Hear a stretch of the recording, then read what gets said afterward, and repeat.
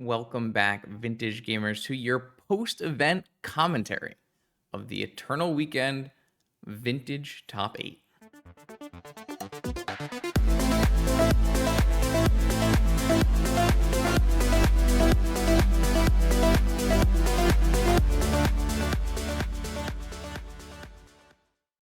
Welcome back, vintage gamers, to a special piece of content.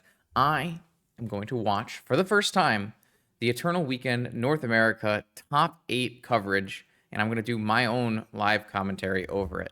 This should be a pretty fun little exercise, good extra practice for me for when I eventually do more commentary in the future. And I haven't got to see these, so it's going to be a first time viewing for me. Hopefully, you'll find this content enjoyable and educational. And let's take a quick look at what the top 8 has in store. 4 Lurrus control decks, an Oath of Druids deck, a Doomsday deck, and 2 Jewel Shops decks. That is a pretty accurate representation of the top decks in this tournament. Esper Lurrus was the most impressive win rate and play rate deck in the whole field, and these other decks also all performed over 50% win rate, so it makes sense to see them here in the top 8. Looking at matchup spread, I would like the Esper Lurrus deck over Oath. I would like, well, this is an Esper Mirror, so better player wins. I would like Blue-Black Lurrus over Jewel and Doomsday over Jewel. So a tough matchup for the Jewel decks in this bracket here. It looks like, I don't know, it looks like an Esper control deck is probably in the best place to win this tournament given this bracket, or just given the tournament in general, considering how well Esper Control did over the entirety of the event. So we're going to watch these matches as they come and do whatever they have for us in terms of coverage. If you haven't already watched the entirety of coverage, you can find 9 rounds of vintage coverage and 11 rounds of legacy coverage on Card Titan's YouTube channel, or maybe only on the Twitch channel for now, and then later on the YouTube channel. So make sure you check that out because Anurag produces a great coverage, and the content, the commentators for this event were spectacular. So make sure you go check that out as we tune in for round 1 of this vintage top 8. I believe we have Decklists. Yes. So here is your Esper control deck from Chris. Nothing out of the ordinary here. 7 forces, 10 creature suite, no Lotus Petal for Lavinia, baubles and lanterns to bring back with Lurrus, and 3 extra spell pierces to go with the forces and a daze. So lots of counter matchup. Should be very good against this Oath deck, especially if there are Containment Priests in the sideboard. And then on the other side, this Oath deck is not stock. This is David's list for Oath, and it's splashing red for Pyroblast plus maybe other cards in the sideboard. This is a very greedy splash, in my opinion. You're adding a lot of volatility to a deck that already is pretty volatile. But the black and red splashes are both for only a few cards, so you can probably get away with your base blue mana base. The Vexing Bauble is interesting because I think it's a little harmful to your deck. Can brick on Citadel if you can't crack it for some reason, if you don't have mana or there's a Null Rod or something like that. You could be very harmful in not being able to have your forces up after you resolve your Atraxa trigger. I do like the Lotus Petal, though. It helps you with the mana situation, and it also accelerates your game plan. No Sensei's Top here for your Tinker, which can definitely make the Tinker plan a little bit worse, but Tinker Citadel is still Tinker Citadel. I have definitely warmed up to the Gaia's Blessing. The Gaia's Blessing basically loops with Time Walk and Atraxa triggers, and it can give you some redundancy in some matchups where maybe they have a lot of answers to Atraxa. But overall, I don't think it's 100% of a necessary card. It's just a card that's growing on me a little bit. It's a card I wanted to cut a lot, especially due to the fact that we don't have the traditional 2 Oath creatures. We have 4 instead. So we actually have a lot of room to work with our variable amount of cards shown off of the Oath of Druids trigger. The Veil of Summer is a card I have tried in the past, but I typically like Thoughtseize more. It's a little bit hard to have green with your fetching, so that you have 1 plus green for Oath plus green for Veil. It was a little bit easier to do like 1 for black, 1 in green and 1 black, so you could have Thoughtseize plus Oath. But Veil of Summer is definitely a card that fits into there as well. So this is still pretty close, all things considered, to the stock idea of Atraxa Oath and Tell. So not crazy. I would still expect the matchup to play out pretty similarly, but maybe Pyroblast helps against the various blue elements inside of the Esper deck. So let's hop right here into game one. Let's just go back right here. Game start, sweet, awesome. I'm excited. I'm gonna try playing this at 2x speed and see if that helps. We've got a bobble to start, and a hand that is a little weak from the Esper player, but but an Ancestral on the top is certainly going to help. Now both players have each other's deck lists, so David should know about Spell Pierce and try to play in a way to play around Spell Pierce, which he is doing by playing Mox in first and then strip mining this blue source. So nothing of those Moxing gets Spell Pierced, and then Mental Misstep comes down for the Ancestral. So a great start from both players, really. Finding the Ancestral was key to, I don't know, accelerating the Esper Lurrus player's game plan, whereas having the misstep to stop it is also really important. And now we have the ability, we resolved both the Moxin from David's side through the possible Spell Pierce. On upkeep, Ancestral also playing through Spell Pierce with the 2 Moxin. This is a great sequence from David. David should feel very far ahead now that he has fast mana and has resolved his Ancestral while his opponent has not. Brainstorm is going to be important here to fix Chris's hand. Lots of lands and things in there. But now we have got a lot of good stuff. Black Lotus, Frog, lots of powerful cards here. Brainstorm does solve many issues. Looks like Wasteland goes back.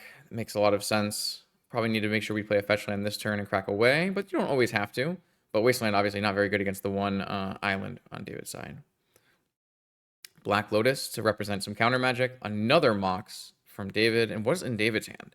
Oko, multiple Atraxas, Force, and a DT. I'm seeing the mana to go DT and Oath on this turn, but that would obviously play into a Spell Pierce. But we have our own Force. We could instead use the Orchard and play an Oko through a Spell Pierce. Looks like that might happen. Let's see. This is the only green source is the Orchard. So if we want to do that, then... And then interestingly, we use the blue, maybe representing Pyroblast, or simply just having the mana after the DT. So the Oko comes in through Spell Pierce, resolves, and pluses. It looks like the plus will be on... Oh, just food. That makes sense. We go 4 to 6, and we get a food token. Okay. Upkeep, fetch. Get away that Wasteland and the other card. Find another white source. Based on the cards that we know about, I like David's spot. He's expertly played through the 3 Spell Pierce that are in Chris's deck and the one that was in the hand. And here we see Probe, so now Chris knows what he's up against. 2 Atraxas, Force, and Demonic Tutor. A really powerful hand, lots of good draws, and can force through one of these threats that ends the game. If you can get an Atraxa in play, it's going to be really, really tough for the Esper player to come back. Now, the Esper player has more tools, of course, than a blue-black player would. I don't know if we saw if there was a Caracas in the mana base. I would have to go back and look. But that's always an answer you can possibly find. Here we go. Attack the Oko for 1, 4 mana, Frog. 2 blue floating, probably. Let's see. Frog is not a huge threat against this Oko. And then a Bowmaster. Okay, so maybe floated black and then use the land for blue. That would probably telegraph what's coming. And it looks like the Bowmaster does matter to David. A force on the Bowmaster. Interesting. And then a pass. Holding open just the Spell Pierce. So there's still Demonic Tutor and Atraxa in David's hand. Where does he want to go from here? Another Mox. 6 mana. Demonic Tutor. 4 mana. Can get an Oath and play an Oath through a Spell Pierce. Yes, and that's what David does. Very nice. I love the way David has navigated this game with the knowledge that Chris's deck has multiple Spell Pierces. Everything, I mean, to be fair, there's a lot of Moxin in play, which is very lucky and to help you play through a Spell Pierce.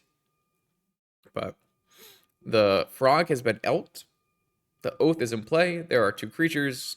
This might be just the writing on the wall in game 1.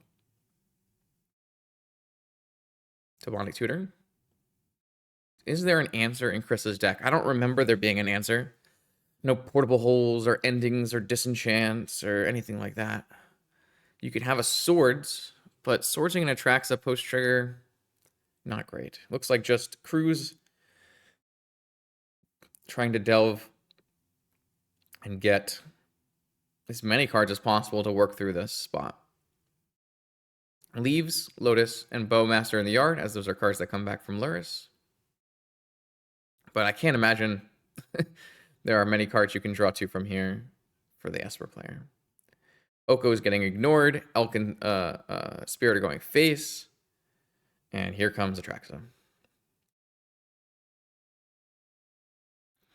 Atraxa, trigger Atraxa, Beseiju, Show and Tell, Tinker, Bauble, Force, Beseiju. Yeah. We can probably even resolve an additional threat this turn. As long as you take Force, Bauble, Beseiju, Tinker, I assume. Would we take Show and Tell instead? Or would we take Tinker?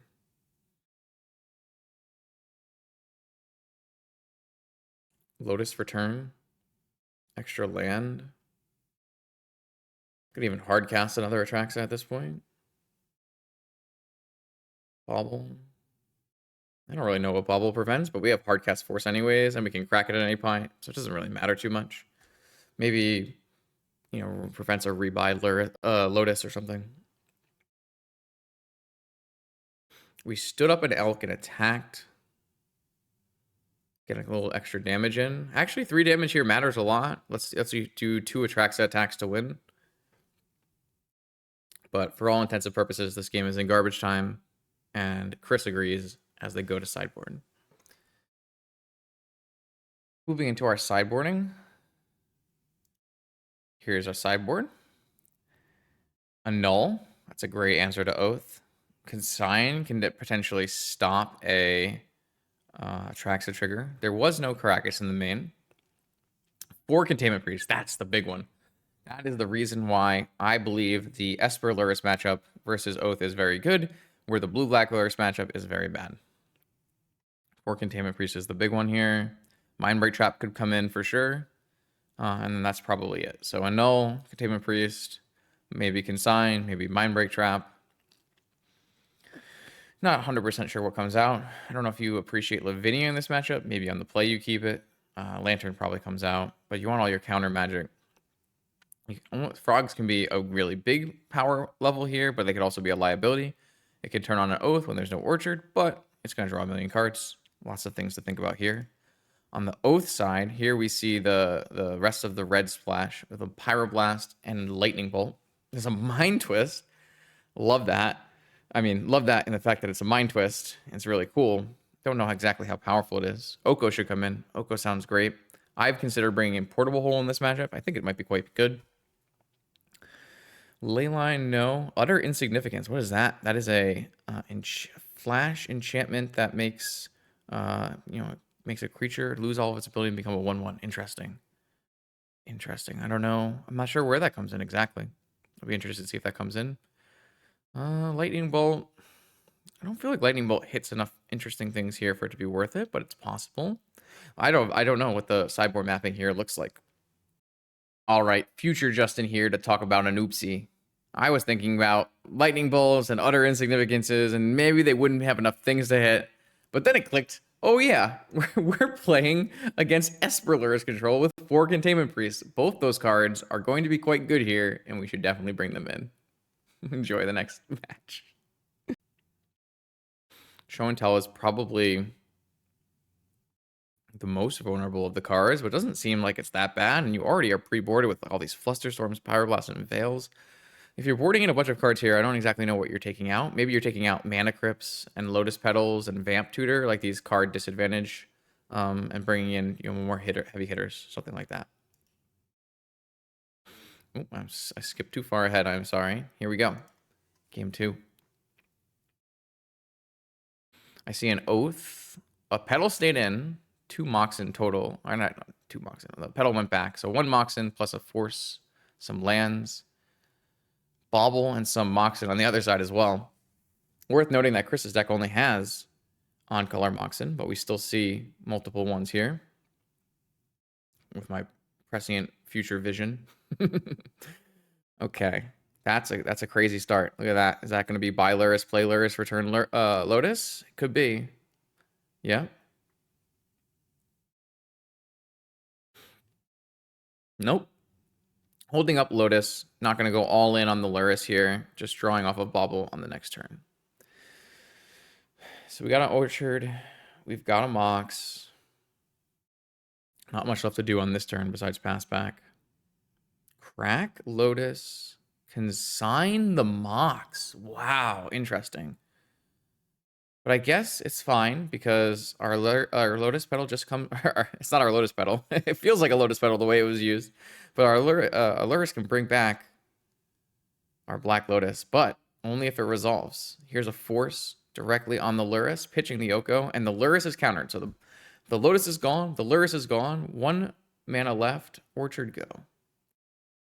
Chris has played this game fairly aggressively, but also there was a Force in his hand, so I think he might have been able to force back if he had an additional blue card. Wasn't able to see. This is hard cast Force mana, but Wasteland instead. Just another land from David. Where does this game go from here? Pass. Doesn't have hard cast Force anymore. There's a Strip Mine. Gives an Orchard token and slams an Oath. Must have come off the top. And is it resolving? It looks like it's resolving, which means I guess there was never a blue card for Force. Oh no, there's blue cards here. Okay. So it's going to be a hard cast negation first. Flusterstorm on the negation, and then Force pitching the Frog. Nice sequence. I think everything worked out for David until this. Oh, wow. Okay. Frog off the top into Pyroblast off the top. And Spirits getting in, and then Treasure Cruise. Wow. These are just really, really strong draws from Chris's side. Just Haymaker after Haymaker on both sides here. And then Treasure Cruise. Annul, Daze, and Land are not the strongest 3 cards. Though Annul will stop another top deck Oath. Oh, now Chris has to consider maybe annulling the Lotus to prevent hard cast Atraxa. Wow, this has been a crazy match. I'm so happy. I'm so happy I'm doing this because I'm not sure I would have watched this coverage without it. Oko. Daze gets the Lotus, but the Oko still resolves. Oko makes a food. Now Oko's winning on this board. And it's beating most creature threats too. Oko down to 4. There's a Force and an Annul, but there's an Oko. And Oko is really, really strong against Luris, especially when it's resolved.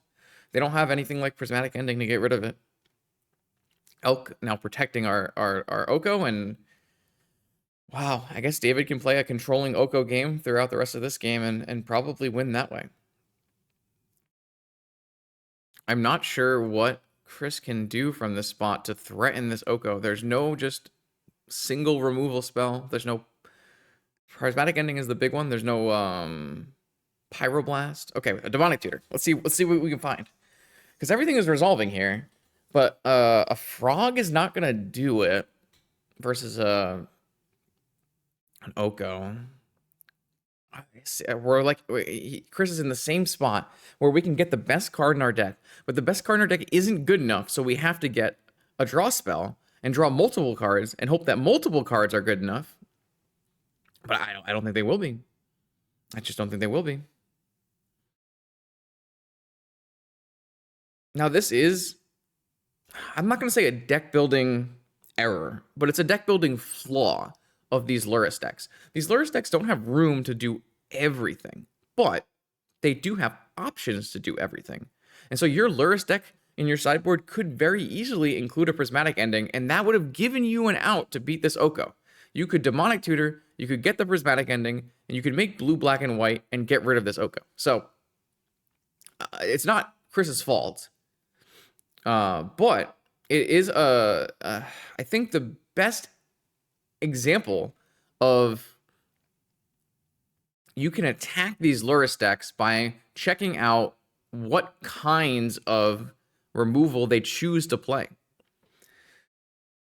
They don't fit everything in, and you gotta find the holes, you have to find the weaknesses, and Oko slipping through the cracks and resolving here is just far too much for this deck to beat. It needs to have a direct answer. It does have direct answers capable. Well, maybe even a better answer. Long Goodbye. Long Goodbye is an uncounterable black removal spell that kills planeswalkers and creatures. It's also probably very good in the Lurrus Mirror, where you can uncounterably kill a frog or a Lurrus. That's an answer you could easily play in this deck, and it solves a situation like this. Now, Long Goodbye, maybe not a card you would want to bring in this matchup just for Oko, right? So, Prismatic Ending, a card that has more versatility across different matchups, probably very good against like a Shops deck as well. These are just things you can think about and things you can do in deck building. I know a lot of Vintage players end up copying and pasting lists from other players, but these are things you can think about in terms of making your deck better, making your deck wider. And now, it's not always the case that you want to make your deck be able to beat everything. But when you have Demonic Tutor, and you have all of these ways to search for key answers, it's something that's definitely worth considering. So David takes a win in a hard matchup in round 1 in 2 games.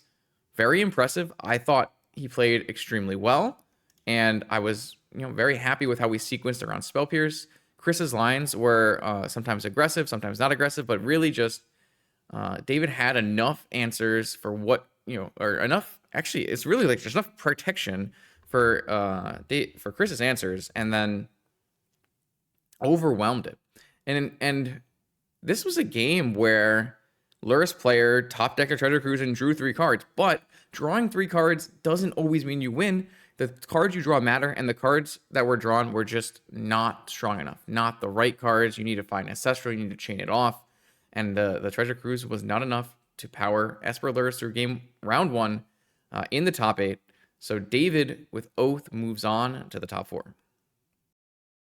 All right, checking in now on our top 8 bracket. We had David, of course, winning versus Chris, Oath versus Esper. In the Esper Mirror, Dave Kaplan and Max Gilmore, 2 extremely powerful players. Looks like Max was able to win 2-0 over Dave Kaplan. Chase Hope with blue-black Lurrus beats out Doug on Jewel Shops 2-0, and then Doomsday 2-0 over Jewel Shops. So all of the Jewel Shops players have been eliminated. This makes sense to me. These were hard matchups for Jewel, especially the Doomsday matchup is extremely hard. So now our top 8 consists of 4 different decks, 2 Lurrus control decks, one being Esper, one being blue-black, the Oath of Druids Show and Tell Atraxa combo deck, as well as the Doomsday combo deck. A nice blue top 4 here for us to watch. I assume that means we are not going to get any of the other top 8 coverage, and we're going to jump right into a semifinal match. We are. Perfect. So we have here is David's Doomsday list. Let's see if we can find anything interesting in here. The thing that stands out to me right away is this Chain of Vapor. Chain of Vapor is a card that I've adopted into many of my Doomsday lists in the last year or so.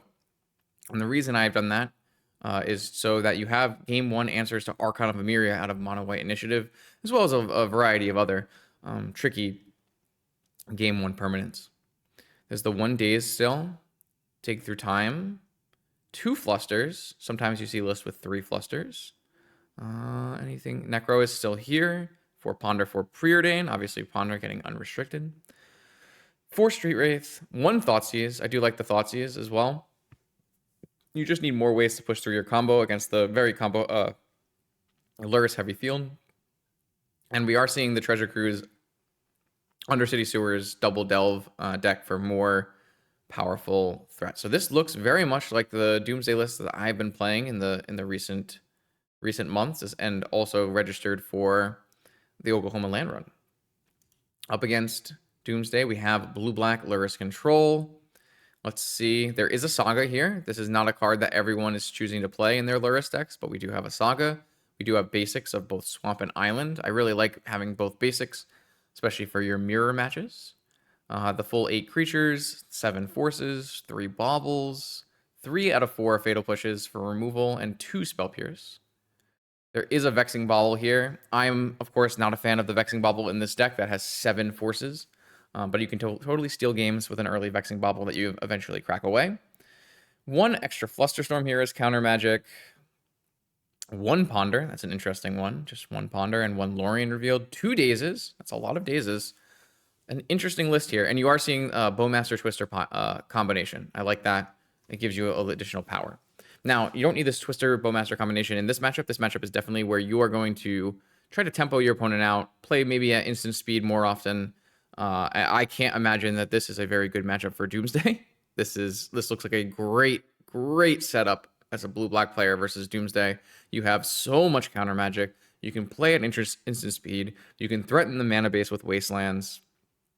This should be a very blue-black favored matchup here. Doomsday versus Luris. And we're off to the races again. Let me go back in time a little bit, and let's get going. All right. Dimir Luris versus Doomsday. That's a nice looking starting hand. I'm seeing. Well, what? Wait. Hold on. Stop. Pause. The starting hand is Force, Misstep, Flusterstorm. Is that a Force? That might not be a Force. I can't exactly tell. I think it looks like a Force.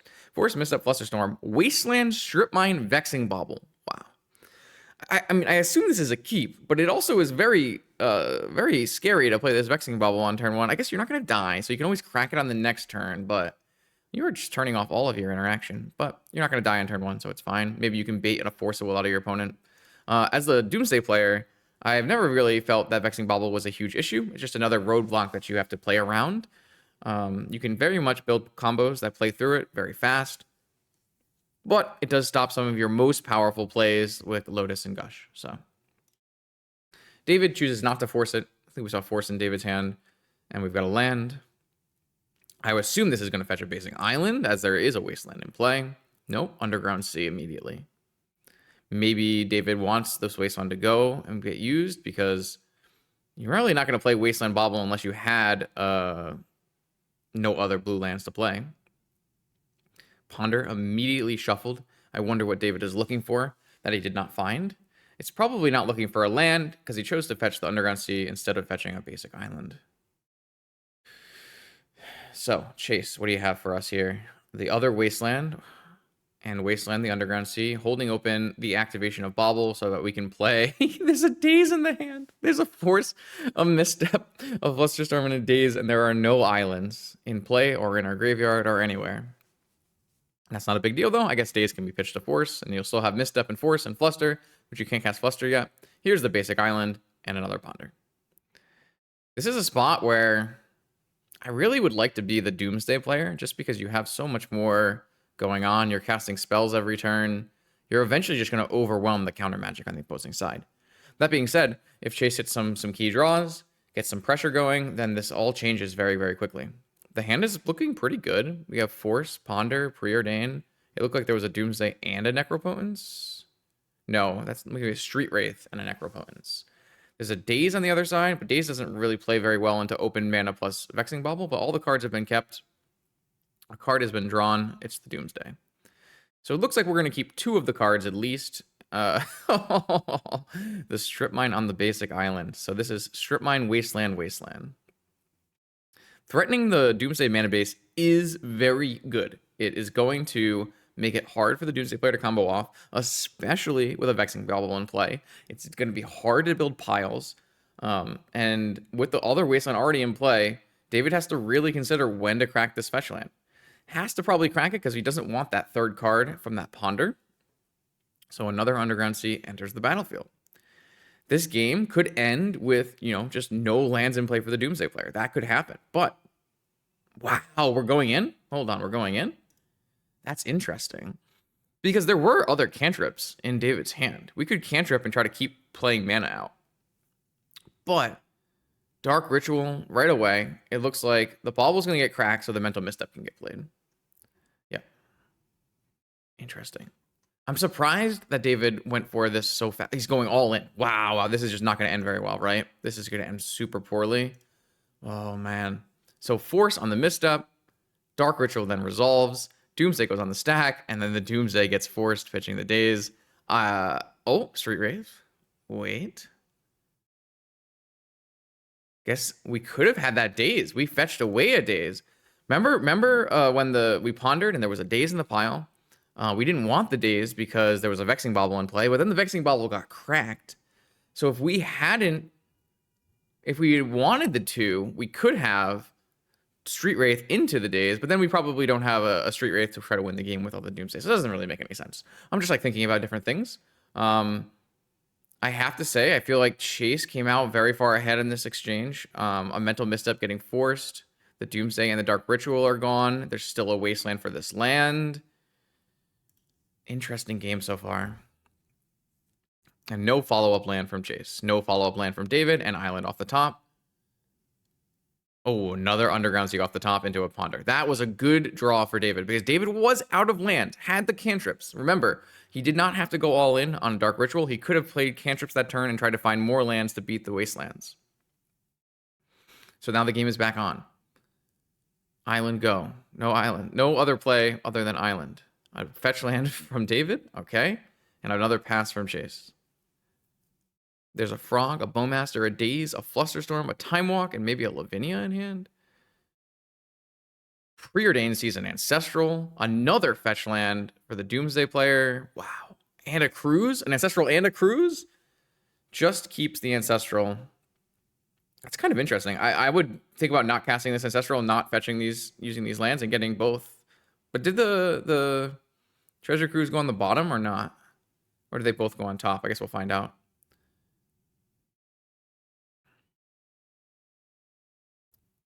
No. Okay. I like that. Kept them both.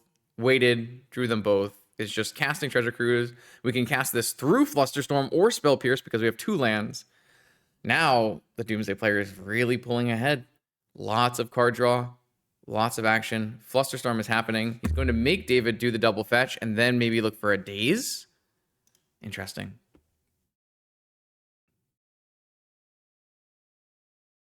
I feel like you do it. Yeah. How many Underground Seas are left, though? Wait a second. We can't pay for this Flusterstorm, right?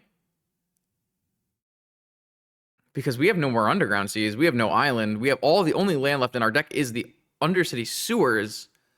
So this Flusterstorm is actually going to counter the Cruise unless we pay for one and force the other. Wow. That's crazy. This game has been just crazy.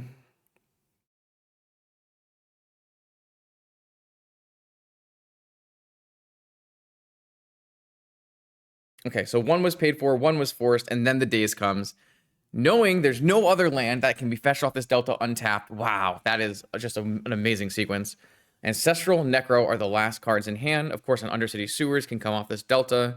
Still a lot of gas on David's side. Ancestral, Ancestral from Chase. Now there's a negation, there's a Time Walk. So we can at least counter the next powerful play.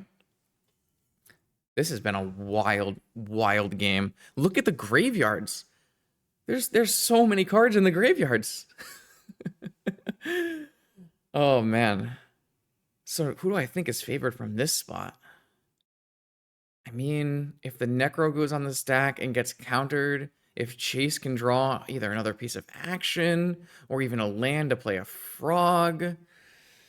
There's only 11 life on the Doomsday player's side, so maybe this Necro isn't enough.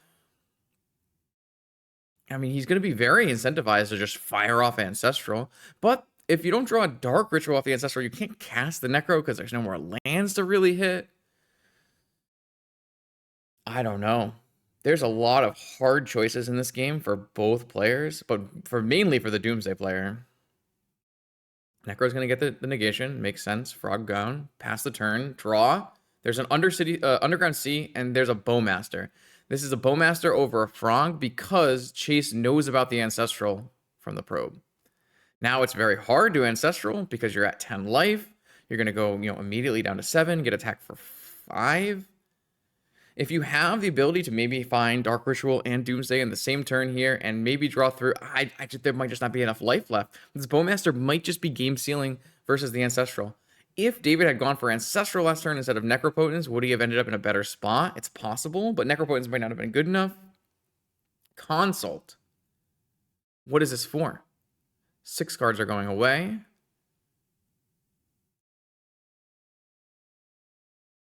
Is he going all in for an Oracle? No, Oracle's gone. Is there an Oracle in hand? No. Both Oracles are gone. Time Walk is gone. Both Oracles are gone. Game is over. I wonder what was named there. Maybe it was Doomsday. Maybe it was Consult for Doomsday. I don't know. Wild. That was an amazing game. That was a crazy back and forth. Chase kept Wasteland, Strip Mine, Bobble. No, maybe it's like Wasteland, Strip Mine, Bobble, Misstep, uh, Force, Fluster. It's just a crazy game. It was a crazy game. I think you could play that game back with new pilots and the same cards, and you might be able to play that game out 100 different ways. Just an awesome game. Really cool. Anyways, what do we have? We have Duress, Flusterstorm, Push if you feel like you need to be able to remove the creatures, Murktide, possible pivot angle. Bring in the Murktide. The blue-black player probably doesn't have any spells that deal with the Murktide, so a Murktide is a nice little additional threat. I wouldn't want to bring in Negation or Trap or anything like that. So it's really probably Duress, probably the Murktides, and maybe Pushes, and Flusterstorm, of course. Take out some of the more card disadvantage style cards. Take out things like the Vampiric Tutor. Not that much to take out, though. Need the basic, obviously. Okay, interesting. And then, is there, let's see if we can find the other deck list as well. Okay, here we go. The other deck list. The other deck list has Consigned to Memory. Consigned to Memory is fantastic here. Dress Down is fantastic as well. All three of those cards are good at stopping Oracle triggers. I think that's it.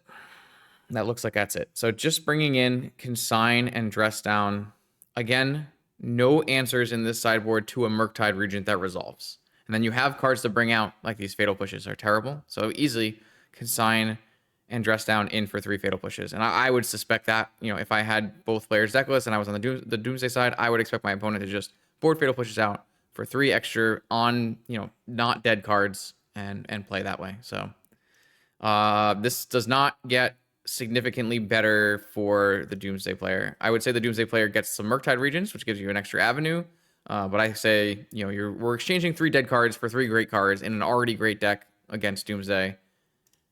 It's going to be tough for the Doomsday player. I can only imagine it's going to be very hard. Let's see what we have. Okay, so we're looking at Force. Oh, a 5-card hand. That's a little rough. You don't want to mulligan at all in this kind of matchup. The number of cards you have very much matters. But we have Force, we have Preordain, Fluster, Doomsday, Land. Other side, looked like there was a Force and some threats. This is already a huge uphill battle for the Doomsday player. It's part of the problem with top 8s. Single elimination, if you hit a bad matchup, can just be the end. Basic Island is going to be tough to cast Doomsday off of Basic Island, but you also can't afford to get Wastelanded. It's a delicate game. Fetch, go. Underground Sea, go. Another fetch. Are they getting cracked? They are. Does that mean a frog? Really puts the pressure on David. You can't wait very long against a frog. Not only does the frog draw extra counter magic every turn by drawing a card by hitting, you can also pump it, make it deal more damage. And then if you Doomsday, you lose half your life, then frog can just pitch a whole hand and attack for lethal. But it's not a frog. It's a Bowmaster. It's really going to stop David from being able to play any cantrips to build out this mana here. You can see we are already getting a little punished for the island punt. You have to press the island to play around the wasteland, but the fact that we have Underground Sea Island means we can't cast Doomsday. We would love to just jam a Doomsday here, try to force a Doomsday through, making sure it resolves, build a pile that beats a Bowmaster, and try to get through. This is something that came up a lot when I was doing Doomsday testing, is you really want this island because you don't want to get wastelanded, but sometimes you really don't want this island because you really need to resolve a Doomsday. Looks like this is just going to be Oracle as a blocker. Can choose to keep one of these cards on the top of the library if he so chooses, but also can just go to the bottom. But it's going to be just very, very hard. Looks like bottom. At least the damage has been stopped. The Oracle can at least block. Swamp stays in for the opponent, and another Bowmaster to the face. I would have I would have considered attacking here. I don't think the army matters very much. So I would have considered attacking for 1 with the army. If David blocks, then you can shoot the oracle and pump the army and kill the oracle. It gives you a much faster clock. If he doesn't block, then you can just get in for an extra 2 damage. And if it gets forced, then that's not even that big a deal. You lose an army, but who cares? So I think this is a missed attack.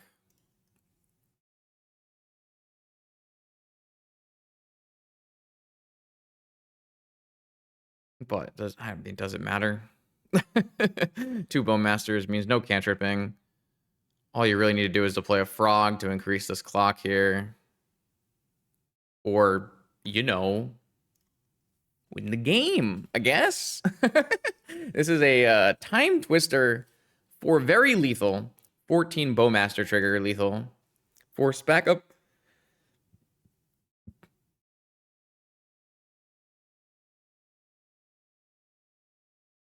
And then Flusterstorm. Okay.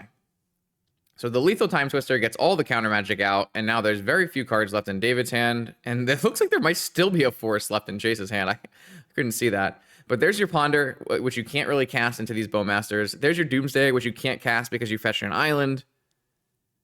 It's just a tough spot to be on a Mold of 5 in this horrible matchup. You need to play around Wasteland, but this is where you're at. Ponder has to get cast, because what else are you going to do? And some triggers are going to start happening. There's a push. So pushes were boarded in, but push is just too late, right? We need to cast Doomsday, and we need to cast it this turn. We need a fetch land, we need to cast Doomsday, and we need to build a pile that we think can beat the board. What is that pile? I have no idea. I assume it involves a time walk. It almost certainly involves a time walk. 8 life. You don't get very many draws from there. This is part of the reason I chose not to play Doomsday at this tournament. It looks just too hard to play into those Luris matchups. I saw a fetch land in this pile. So I assume that's what has to happen here. We take 2, we go to 12 maybe it's still 14. Then we fetch and go to 11, we go to 6, we can block, we can time walk. But I don't know if there's a pile through. Oh, okay, so it's just gone. Maybe kept the Fatal Push then? Is he going to Fatal Push the 4-drop? No, he's just going to block. And then Fatal Push a Bowmaster. Negating it. I still had all these.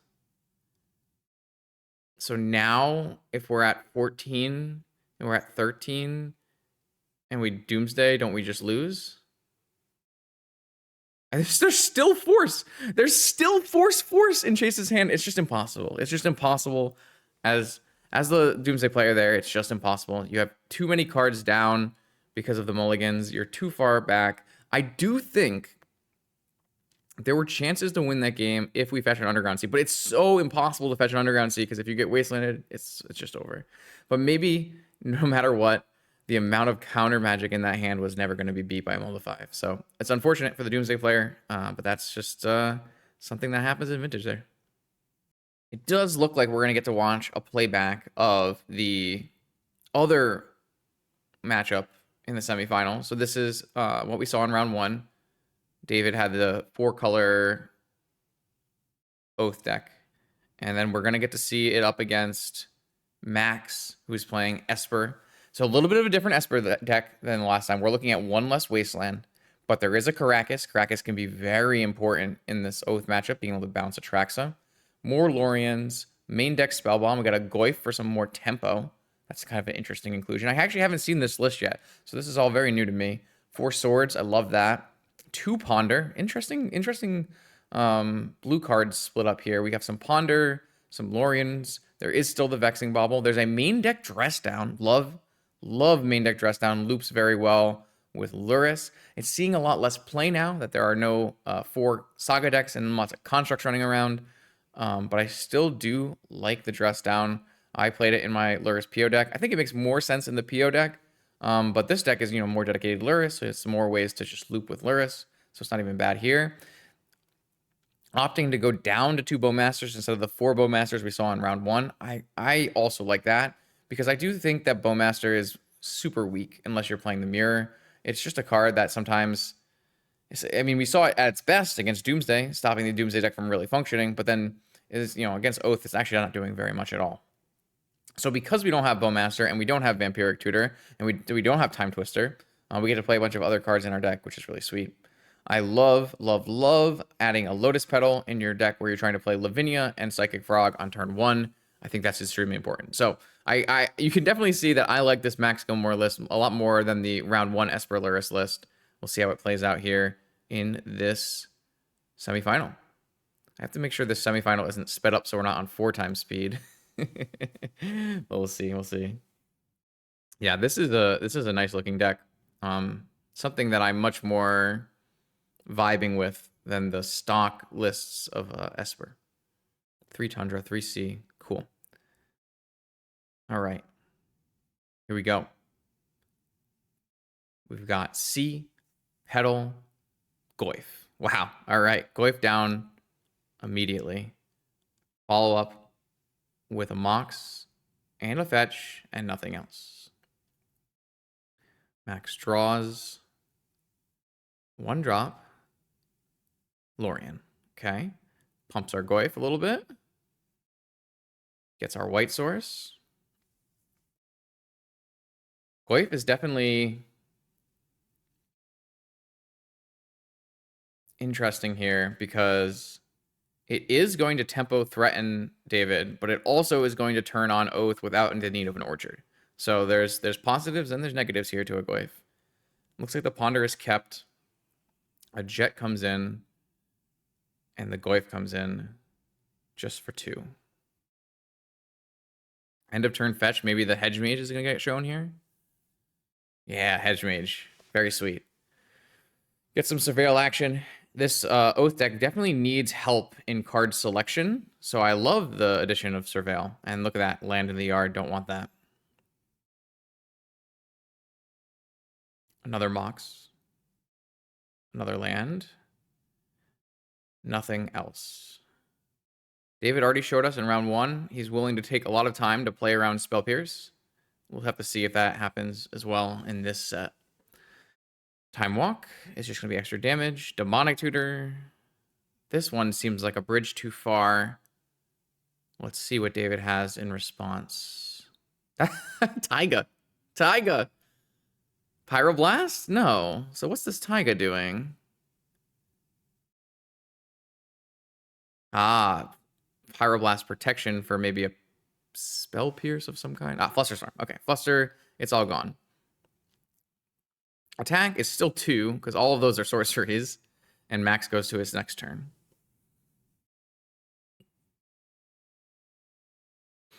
So far, Max has used a lot of his resources, but he is clocking fairly quickly with this Nether Goyf. Looks like an extra... Okay. Interesting that this is post-attack. Because you can do this pre-attack, and then you get the artifact in your yard. Oh, but I guess... Oh, never mind. I'm stupid. Stupid commentator. Getting the artifact in your yard is not very good when you're going to delve away your yard with the treasure cruise. Oh, funny. Okay, so the Nether Goyf gets in for 2, and then post looks like a treasure cruise, exiling everything, leaving 1. Here comes a Pyroblast, and it is not spell pierceable because there are still 2 boxes in play. Looks like there was some miscommunication here in what we're choosing to keep with the delve on the cruise. Oh, this must be what I saw on Twitter about casting Treasure Cruise for more or less than you're supposed to do. I'm not going to listen in, so I won't know exactly what happened here. But hopefully it all gets sorted out in a very satisfactory manner here. How many cards were there? Let's see. 1, 2, 3, 4, 5. Plus thing. He did try to float a mana, but there was 5 plus 2 plus Petal. 1, 2, 3, 4, 5. 6, 7, 8. So if he doesn't exile the Petal, I mean, if he wanted to float one, then the Petal is gone. Isn't that fine? Who knows? Let's skip ahead to resolution though. I don't think Don't think it matters too much here. What happens with this? Let's zoom back here. We're still resolving it. Okay, so it looks like we're finalizing the resolution here, and we're losing the pedal, and we're losing the mana maybe, and we're drawing 3 off of the treasure cruise. Oh no, the treasure cruise was countered by the pyroblast, so we lose everything. We end up with a treasure cruise in the yard, smaller goyf, and we go to the next turn. Ancestral. Okay. I mean, this has been a patient game by David, and David is pulling ahead in resources, just pulling. However, once again, the mana base might be coming in a little bit tricky here because you can't cast that Demonic Tutor. Now, don't need to cast the Demonic Tutor if you just cast the Oath off of the on-color Moxen over here. And this Nethergoyf is presenting a problem for Max. Even though it is his Nethergoyf, it is going to turn on this Oath of Druids. Lurrus gets bought. I mean, this looks really bad. This looks really bad for Max. This looks like a game that David is going to win. We'll see what happens. Atraxa, Brainstorm, Citadel, Show and Tell. We could Show and Tell a Citadel maybe. We could just go for the Bauble. Not actually the strongest looking Atraxa trigger here. We are getting still 5 card types though, so looks like no Citadel nonsense, just Atraxa and Petal, and we have a Brainstorm to maybe get things to go away.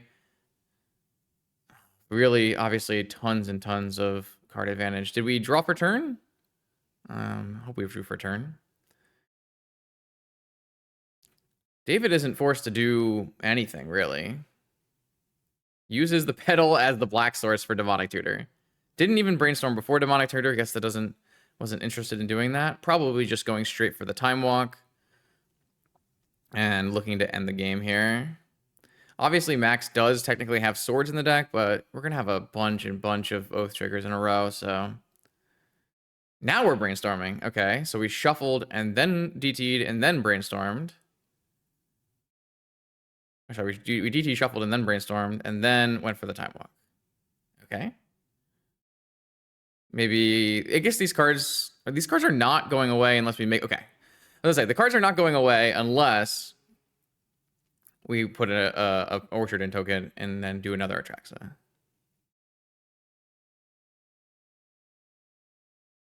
Okay. I mean, this is garbage time. We just get all the good cards. Another Atraxa trigger. Get to attack. Again, no forces, I guess, off of these Atraxa triggers. Which, could be a problem if Max untaps, draws the swords. But this deck I do believe David's deck had a Gaia's Blessing. So we can just loop Atraxas. So it shouldn't be a big deal.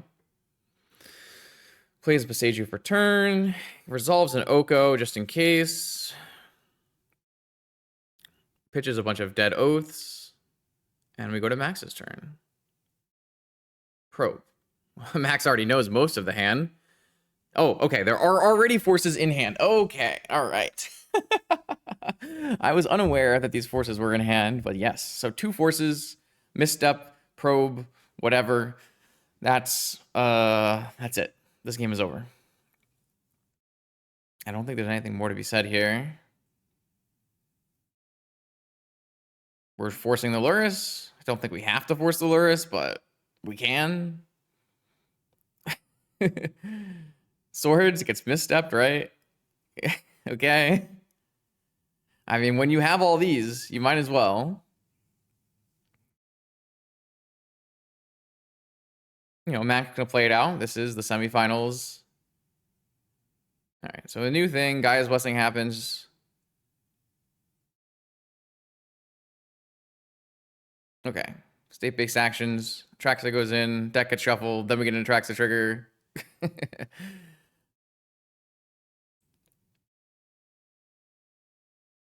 Even the force that we use is now back in the deck that we can get. There's a Time Walk and there's a force. A scoop, scoop, scoop, Max, scoop. Do it. Do it. Yeah, okay. I love and respect play it out, but at some point, it's better to just go to the next. Max agrees. That was quite the attraction trigger, though. Time walk and force. All right, so sideboard. Boom. Thank you, Anurag. 4 containment priests. That's the big one. That is the big one. They're going to be very important to have 4 containment priests. Consigned memory might come in. Same reasons as last time. Stopping attracts triggers. Push, no. Null rod, no.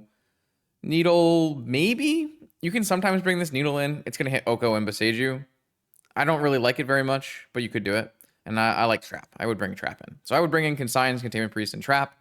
What do you take out here? Not as straightforward as the blue-black deck or the other Esper deck. I think this Nethergoyf probably comes out. This Nihil Spellbomb probably comes out. Some number of swords comes out, but you might keep in some swords, especially if like you can sign a trigger and then swords and Atraxa off a show and tell. That can be very valuable. I would probably keep the Bauble in. Shuts off Citadel. Maybe you take the Bauble out, though. I'm not really sure. I definitely don't know exactly how this Bauble plays in a variety of matchups as the Lurrus player, because I've never really played it in my Lurrus decks. I never felt like it was doing what I wanted to do. Lavinia is an interesting one, because Lavinia, again, is turning on your opponent's Oaths without Orchards, but it is stopping a bunch of their forces. So is that worth keeping in or not? We'll have to see what Max chooses to do. I kind of like boarding them out, it'd be my preference. Dress Down definitely stays in. That card's great. I would keep Bowmaster out. Obviously, it's a flash threat, but there's not many draw spells in the Oath deck. I think it's just more of a liability than anything else, so that can come out. So lots of choices here in how Max wants to board in his 7 to 8 cards. And then on David's side, maybe we're not going to see David's side. Looks like a Mind Twist is coming in, though. Am I crazy? Did I miss the... Looks like we're not getting to see David's side. Okay, fair enough. Oh, here we go. Sideboard. Boom. Quick sideboard. So we could see Pyroblast. This is a matchup where Lightning Bolt definitely comes in. Lightning Bolt killing the Containment Priest. Wait a second. Did I say in in the quarterfinals? I think I said the Lightning Bolt doesn't have a lot of targets, but 4 Containment Priest is the target. Did we play against Esper in round 1? We must have played against Esper in round 1. Okay, ignore me, dumb commentator. It's fine. Lightning Bolt definitely is coming in, so that's probably part of this reason this Red Splash exists. You bring in the you bring in the Pyro Blast and the Lightning Bolt. Definitely, the Oko probably comes in. This Utter Insignificance probably comes in for Containment Priest. I must have missed that in I must have missed that in the recording. I'm gonna have to go back and do a, a little edit. This is live recording is or live commentary doesn't have this, but I have it. Looks like Mind Twist is coming in. I'm surprised, but opponent does have lots of counter magic and stuff, so maybe Mind Twist you just hit enough mocks and you can really get them. Possible. I always kind of like Portal in this, but maybe less so with Containment Priest. We'll have to see as we move into game 2. Okay. Game 2. The Oath player ran away with this game 1. Here, game 2 hand, Mind Twist, no accelerants. So Mind Twist does not really work if you don't have accelerants. That looks like a Gaia's Blessing in hand. Triple land, Oko, show and tell. This hand, I don't like this hand. I don't think this hand does enough. It's hard because you want to mulligan 2 powerful things, but your opponent is going to punish you by having so much interaction that you're going to have less things to work with. I just still think that this hand probably is a hand I would put back. Unless this is an Oath. If this is an Oath and not a Gaia's Blessing, then I'm snap keeping this hand. Let's see. All right, so the hand was kept no matter what. It actually looks like it might be an Oath. So let's see how this plays out. Both people are keeping hands. On the play, Max has a land, passes to the upkeep of David, and cast Ancestral Recall. Basically the best kind of start you can really ask for. We are already seeing forces in the hand. So this is a force, there's a Mox, there's tons of other stuff. It's going to be a great start here for Max. Got a land. We know there's a Mox. We know that there's a Forest. It's going to be really, really hard for Dave to come back from an Ancestral. Like, you know, especially when the density of good cards in Max's deck is quite high. We even have a Ponder here, which can look and pick the best cards and then shuffle the ones he doesn't want. And he has a Force to at least draw right now. And then you can consider if you want to keep these cards or you don't want to keep these cards moving into the next turn. It's going to be really, really strong card selection. David just playing a Strip Mine and passing back. And here's Containment Priest and Urza Saga, and we're off to the races. Containment Priest, obviously fantastic, but obviously also the card that we knew we were going to draw with this Ponder because we didn't fetch.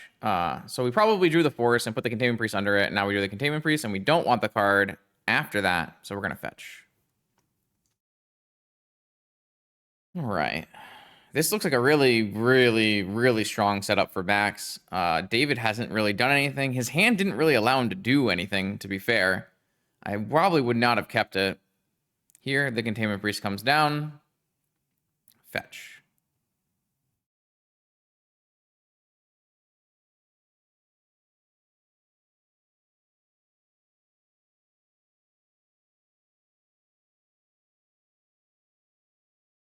Okay, we're responding to the fetch, and we're Bowmastering. Sure.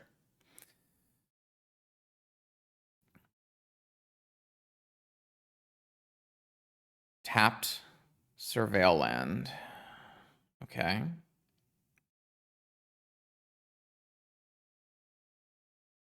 And Orchard down. Draw. Okay, so like let's go back and look at this hand here. Brainstorm, Orchard, Show and Tell, Oath. Okay, so it was an Oath. It wasn't a Gaia's Blessing. Okay, so then, like I said, I like to keep more now that I know this is an Oath and not a Gaia's Blessing because you do have a threat. We didn't deploy the Oath on immediately, which is worth noting. Probably playing around different varieties of counter magic. Maybe we want to get to our own counter magic. This, like I said, the Bowmaster doesn't have many targets in the Oath deck, but the Brainstorm is one of them, and it's really strong against Brainstorm. So tough spot. This is the opposite end of the David plays conservatively spectrum, where I feel like the way he played conservatively in round 1 around all the spell pierces in top 8 in the quarterfinals was really, really strong and really won the game. Here, it might come back and bite him a little bit. We'll see how this game plays out. Oko's coming down to answer Containment Priest. Force on Oko, Strip Mine on Saga, and has to pass back. All right, so this is how much power? 4 power. Relatively quick clock. Got a Force out of Max's hand, but as we know, Max has more forces waiting in the wings. One thing that this Oath deck does not have, in comparison to stock Oath decks, is stock Oath decks are having a lot of Abrupt Decays, uncounterable way to remove the Containment Priest. That, we don't have the same answers. We have the utter disappearance, or whatever it's called, and the Lightning Bolt. It's a little bit rougher. Abrupt Decay, hard to cast through Wastelands and things, but a Force was found for David, and the Force is going to get the second Containment Priest. Oh, but it's not because of the second Force from Max. So now there are 2 Containment Priests. There's 6 power. There's an Oath that doesn't do anything. This Mind Twist is rotting in our hand. It's just tough spot. It's a tough spot. I think it's all over. Yeah. So we have to go back, I think, and look at the starting hand, because that's the only real decision that David got to make in this whole game. We got overpowered by an Ancestral Recall. We didn't really have a lot of game after that.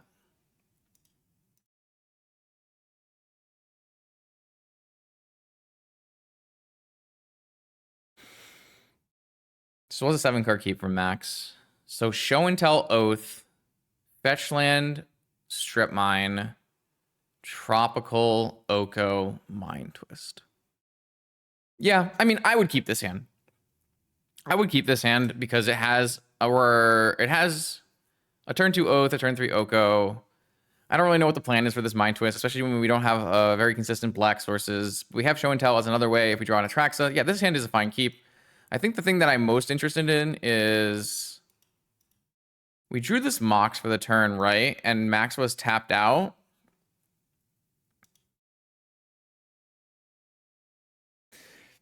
I would be interested in jamming the Oath on turn 1. Just because the Spell Pierce is already down. Yeah, I would consider at least jamming the Oath on turn 1. I don't know if, like, it's not going to really change this game. I think it's going to get forced and it's not going to be a big deal. But, and even if it doesn't get forced, like, you still have to beat this double Containment Priest, which he's just not beating. But I would at least consider jamming this Oath on turn 1 because you're so far behind after an Ancestral Recall. And you can get Spell Pierce if you wait. It's a little tough. Either way, this game plays itself out, and then I'd like to see the game 3. This game 3 should be fun. All right. Here we go. Game 3.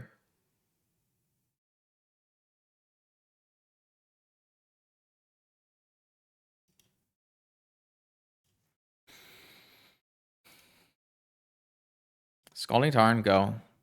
Tundra Ponder. Shields down from anything like Spell Pierce and stuff. I think I saw Caracas there. Caracas doesn't come up in every game, but it does come up in some games. Let's see what he has. Fetch land. This is probably the Hedge Maze. You get the Surveil. So far, I've kind of liked the Hedge Maze the most.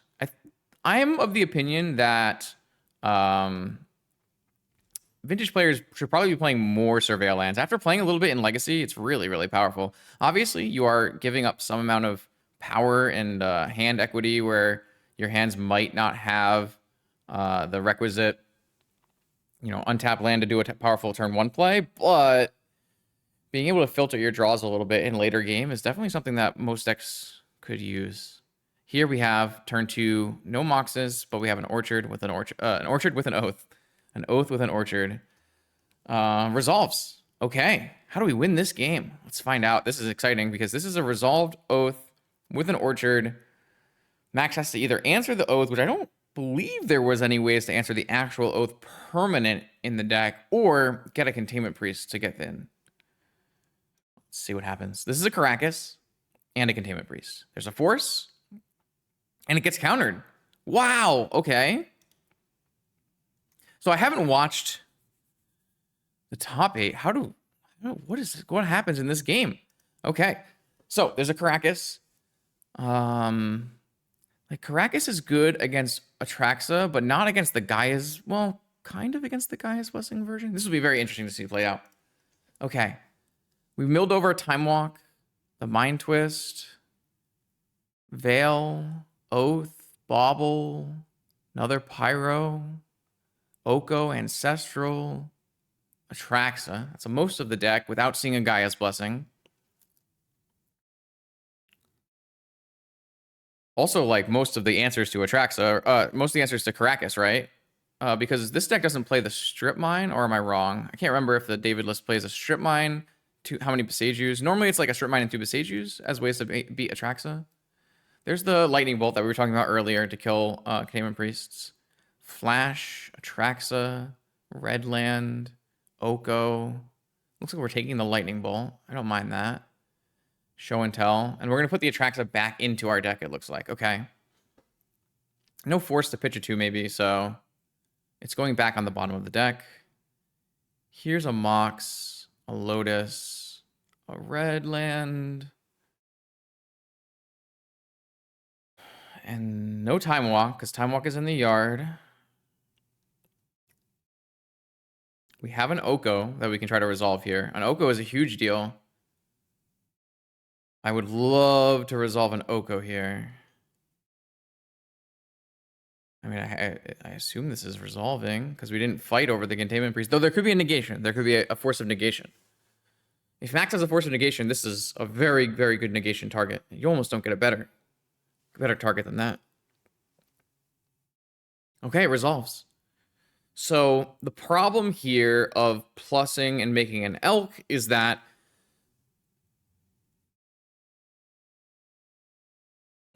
there's not much problem doing that.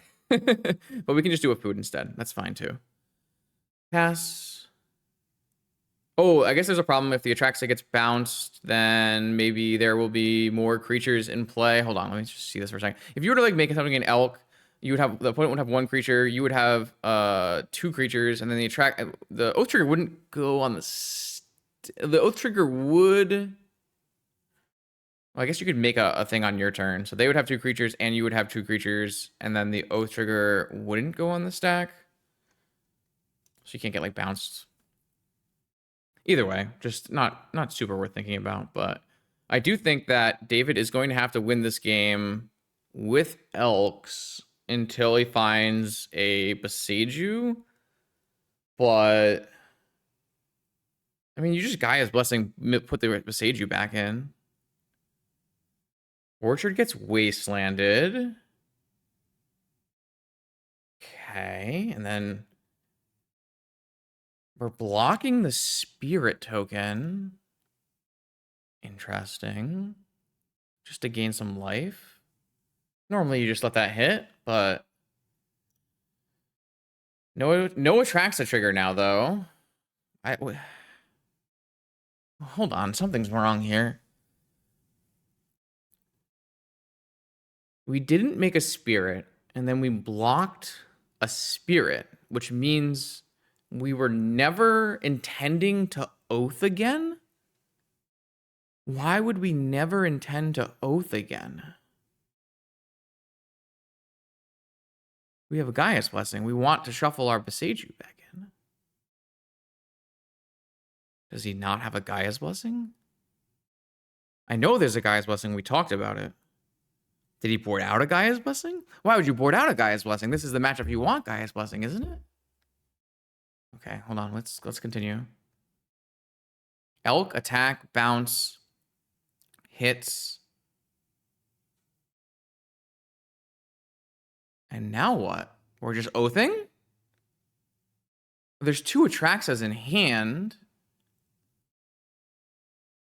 I'm not sure what that... This must be the utter insignificance or whatever the enchantment. Flusterstorms. Do we oath? Max is considering oathing at least.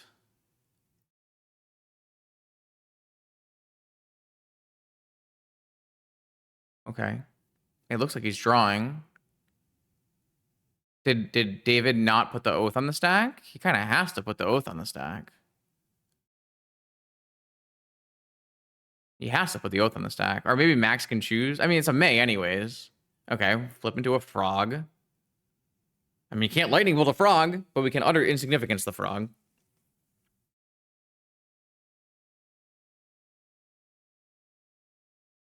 I'm super interested in what's happening here.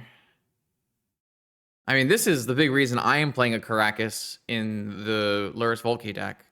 It's really nice utility. I mean, we have to consider not playing any more creatures so that we don't trigger the oath unless Max also suspects something is wrong. No, we're jamming. Lavinia's coming in, turning off spells. Doesn't matter too much. There is a lightning bolt. All right, so if Oath doesn't trigger... okay, so Oath was not triggered here, even though Oath could have been triggered here, and Gaia's Blessing was not in the hand. That means Gaia's Blessing was boarded out, and I don't think we're going to have enough threats to win this game. We need to win through an Oath that's giving our opponent's creatures with an Oko. This is not good. This is really bad for David.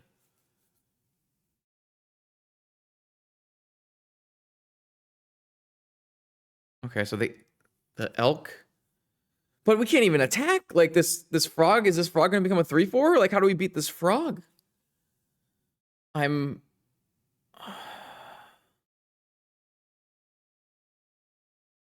do we do? Oh, I guess we can kill this frog with the lightning bolt, right? We're considering bolting now, but now it's a 3/4.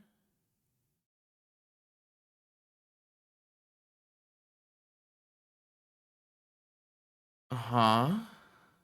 But there are more frogs though, right? Like, okay, so we're still before damage. How many cards are in Max's hand? Oh, we're doing the utter insignificance now to give it base power 1/1? Okay, so now they would trade.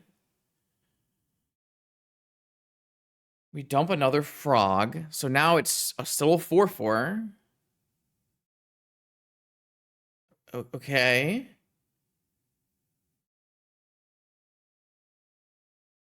Okay.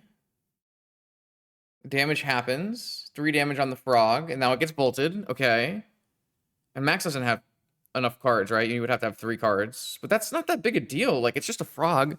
Like, it's a big deal to David because David needs to get rid of the frog to attack, but like it's not a huge deal. Treasure Cruise. Okay. So this must just mean there's no Gaia's Blessing. The Gaia's Blessing was boarded out, and we have to win this game with very little threats in our deck through our own Oath of Druids. Max is struggling to 7-card Treasure Cruise again. This is the second Treasure Cruise. Okay, Treasure Cruise, love it. And now, I mean, there's another frog. This is the 3rd frog, but there's another frog. I mean, David has some Pyroblast. No, David doesn't have any Pyroblast. The 2 Pyroblasts were milled over with the Oath. So there aren't actually more answers to this frog besides, I don't know, turn it off with the the Oko is still pretty good, but you can like discard a card and it's bigger than all the Elks. Sure, Flash Containment Priest, not bad. 10 health for Max. Like, David has to try to win this game with Elks. Oko is half health here. Here comes the frog. Can't force. There's a Lavinia in play. We know there's no Pyroblast left in our deck because we've all seen it. Both players know. I think this game is over. I think Max wins this game. Wow. I don't feel like Max should ever win this game. This is the prime example of why you want to register Blessing. Like, this is a game where I would probably lose because I wouldn't register the Blessing. But this is a game where a Blessing player is going to win because they chose to register Blessing, but boarding it out is very interesting because I feel like this is the matchup you want to have Blessing. I'd love to hear David's thoughts, because I'm sure there was some logic and reasoning behind it, but I just don't know what it was. The Oko did turn the frog into an elk, but the elk, Max made it a 4/4 elk, so it's already going to be bigger than all the other elks. I mean, David has to do everything he can to protect this Oko and keep it in play, but he just can't. Like, he's not going to be able to. It's just not possible. Like, the Oko's going to die, and then so do David's chances of winning the game. You can't force because of this bobble. Like, I mean, because of Lavinia, you can't, force gets countered. Or I guess force can't be cast because of the number of lands, right? So it doesn't actually get countered. Sure. Wow. Like, it's not really like David's making mistakes from here. Like, David just is doing everything he can to keep this Oath and this Oko going because this Oko is the only way to play the game. But I just don't see how David can go and win from here. There's not enough threats left in the deck. Like, it's just a very unfortunate Oath trigger. Like, that's what it comes down to. And that can happen. And that did happen before, but like, it doesn't happen very much in the 4 Atraxa Oath version, and it doesn't happen very much when you have Blessing. And so it's just very unfortunate that the Blessing does not appear to be in the deck. Because I don't believe the Blessing was in David's hand the one time we looked after the Atraxa. So it just means it was boarded out.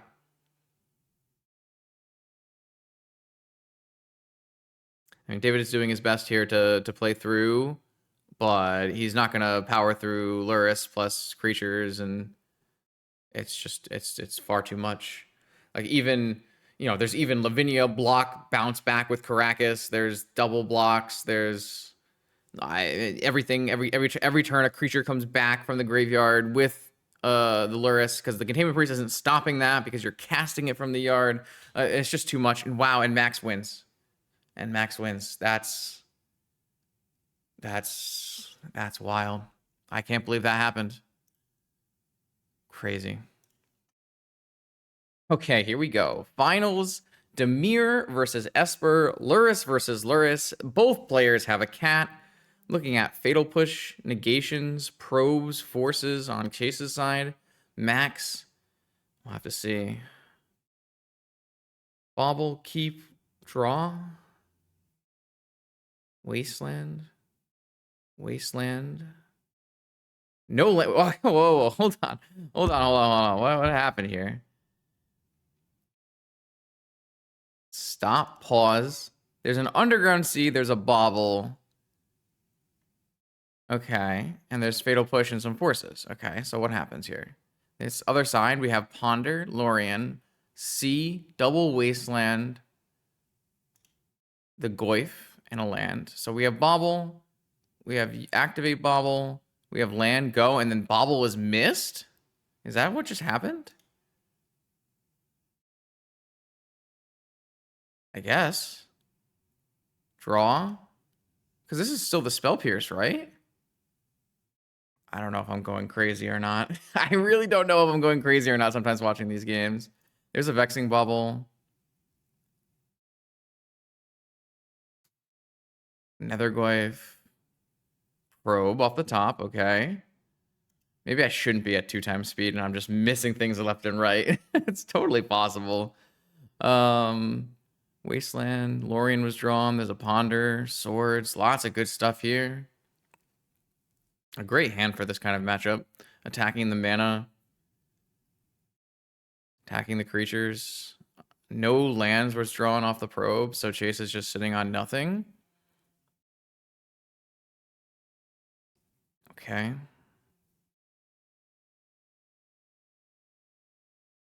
Something's getting forced. Looks like a frog. Okay. These players are playing pretty quickly and shortcutting a lot, so it's actually a little hard to tell. Forcing back. Forcing back. Okay. Frog gets countered. Goyf gets in for 2. Drew a land. Or I thought we had the strip mine the whole time, but here's a strip mine. And here's a bobble. Okay. So he was holding the strip mine because he didn't want to turn off his forces. So that's why he held the bobble strip mine. And then Ancestral, uncounterable Ancestral. Draws Lorien, draws some forces. Here's a Wasteland on the strip mine. We're at 3 different types in the yard. Here's a Ponder, 4th type. This Goyf is going to go tempo business here.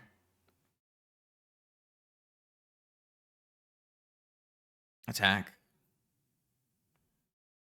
And that's it. That's game 1. Wow. Okay, yep. So just Wasteland non-games. This is part of the issue with the Saga restriction is this tempo shit. Tempo shit. Sorry, excuse my language. Part of the issue with Saga restriction is Saga was a Wasteland deterrent. Basically, you had to hold your Wastelands and your strip mines for Urza Saga. What that meant was less games ended in Wasteland taking off your 1 mana source and not being able to play a game non-game. You had to hold your Wastelands, you had to build your deck to beat Saga. That is no longer the case. Now your Wastelands are almost always going to just shoot the first thing they hit and hope that your opponent doesn't have follow-ups. That's not always the case, but certainly was the case in this game, and Wasteland steals game 1 of the Vintage Eternal Weekend Finals. Post board here, Chase has more removal spells, Fatal Push, Long Goodbye, maybe extra lanterns for the mirror. I could see that being the case. We'll have to see. Dress Down, I could see coming in as well. And then, what do you take out? I mean, Daze maybe on the draw. I obviously think Negations are very, very poor in this matchup. Negations are an easy one to take out. Spell Pierces, I don't feel like they hit enough cards. So, like, I would take out Forces of Negation, maybe Spell Pierce, bring in some more removal, and play that kind of avenue here. On Max's side, Max has an additional 2 Fatal Pushes to go with his Swords of Plowshares. Should be quite strong. Maybe you bring in an Nihil Spellbomb for more value clearing of yards. You have these negations you need to take out, so maybe those come cleanly in that matchup. We'll have to see how this plays out in the rest of the finals. Okay, so we have 7 card hands here. This one has Force. Oh, this one kept in negation. Wow. I would just snap take out negation. I can't imagine ever keeping a negation here. Looks like that's strip mine and then a bunch of lands, frog, days. Here you see Pearl doesn't cast frog, but there's also frog, bowmaster, 2 lands, misstep, and cruise. I have to say Max's hand looks much, much stronger. Swords is also fantastic. Is this going to be a quick Max 2-0? Is that what happens here? Let's see. Fetch, fetch. This time, basics. No wasteland non-games this time. Play your basics. Get the games happening. Love it. The problem is you just don't always have that choice. You don't always have fetch lands for basics. Sometimes you have non-basics, and sometimes you just get wastelanded out of it. Frog comes in. I assume frog resolves. Swords goes to the field. No. Chase drew a force of will. Okay. Swords gets countered. Frog resolves. And now it's Max's time. For Max's frog. All playing around days with this Pearl that doesn't cast anything. Days, strip mine. Strip mine hits the black source. Lantern shrinks the frog's graveyard. Not much going on here. No attack. If you jump your frog, then the other frog gets in for free. Is that really benefiting you? It might be. The frog subgames are quite complicated, and they do change based on cards in hand, life totals, all kinds of things. Push, the extra sideboard removal spell comes in. Lantern draw to see if you can find an answer. Probably not. That frog is gone.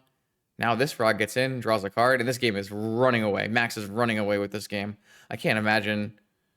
I mean, the sequence of draws to get out of this spot have to be things like Ancestral Recall, I would assume. I guess Lurrus can just bring back this frog because push is not Swords to Plowshares, which means the frog is not exiled, which means Max does have to deal with Lurrus bringing back frog. That being said, oh, a force. Wow, okay. So a force was drawn for the turn, stops the Ancestral Recall. Wasteland gets rid of the extra mana source. Now there's no double black to play Lurrus, but then the Netherglyph comes down. Draws the black mana off the top. Black mana lets you play the last card, Lurrus. Lurrus brings back Soul Guide Lantern. Okay, the game is on. Misstep on the Soul Guide Lantern to keep the graveyard alive here. And also stop it from drawing. This Lurrus needs to get removed. Or this game is definitely a battle. These both come in. The frog is the Netherglyph is larger than the Lurrus, so these both are going to get hit because he can discard cards and just kill the Lurrus if the Lurrus blocks. And then Treasure Cruise. Okay, this time he makes sure he counts the full 7, and the Treasure Cruise goes off. Okay, now is there an answer? Max did tap both white sources here, so can't cast a swords if you drew it. All right, the Lurrus is still in play. Ponder first, interesting.